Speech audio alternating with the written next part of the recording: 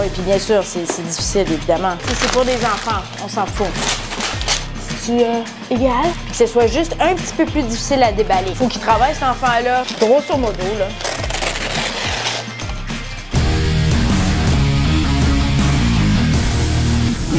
Allô? Bonjour. Non, je ne vais pas commencer l'émission comme ça. Alors, salut tout le monde. Comme vous le savez, j'aime ça partager avec vous toutes les petites choses que je fais dans ma vie, dans mon quotidien. Une des choses que je fais assez régulièrement, puis sais-tu, je trouve ça quand même cool. Ça veut dire que mes enfants doivent être populaires à l'école. C'est préparer des cadeaux de fête. Et comme je suis chanceuse, j'ai 2 cadeaux à envelopper aujourd'hui parce que c'est une fête de jumeaux, Léo et Lucas. Comme vous pouvez voir, je suis pas très originale. J'ai décidé d'aller pour le même jouet parce que, je sais pas, c'est des frères. Je veux pas créer de compétition ou de chicane. J'ai pris des petites autos téléguidées ici. Puis je vais vous montrer comment j'enveloppe de façon assez efficace parce que vous, chers parents, vous savez c'est quoi avoir dans le quotidien des choses à faire. Quand on a des enfants, il faut préparer le déjeuner, il y a des cours à aller comme le hip-hop, le soccer. Ah oui, c'est la fête à Léo et Lucas!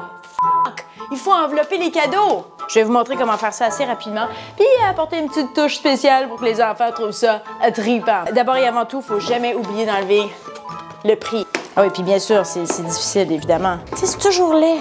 Ça laisse tout le temps des marques. C'est tout le temps gommant. J'en ai plein sur les doigts. Alors, parce que c'est des jumeaux, je vais quand même pas tout mettre ça d'une même couleur.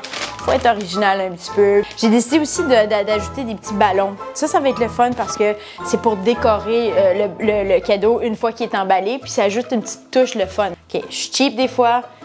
Je vais au Dollarama pour acheter du papier d'emballage. Ça paraît dans la qualité. Ça paraît quand on le coupe parce qu'il déchire vraiment facilement. Mais en même temps, comme je dis, là, si c'est pour des enfants, on s'en fout. Ce que j'apprécie, par exemple, c'est toutes les petits tracés à l'intérieur parce que ça permet vraiment aux parents ou à la personne qui enveloppe de bien calculer ce qu'elle fait. Je m'assure qu'il est bien recouvert. Là, je coupe. OK? Je coupe. Vous voyez comment ça déchire? C'est-tu égal? Ici, toujours un petit peu plus compliqué. C'est genre trouver le côté qui est moins magané, tu sais, pour recouvrir. Oh non! Je vais vous montrer un autre truc. OK, excuse-moi, je viens de me rappeler du souvenir de... Ça, c'est ma mère qui m'avait montré ce truc-là. C'est un super bon truc. On va juste plier le rebord ici. Comme ça. Regardez comme c'est beau. Comme ça, on voit pas tous les défauts. Là, ce que j'aime aussi faire, c'est pas que ça bouge. Je mets un petit papier collant. Mais rien de gros, OK? Soyons économes. Rien de trop gros. OK. Ouch, ça a passé proche, là. Je l'ai presque... C'est tout ça pour ça. J'essayais d'être égale, mais finalement... OK, là, on met le papier collant. J'aime en mettre 2. Au moins 2 pour que ça tienne bien. Puis que ce soit juste un petit peu plus difficile à déballer.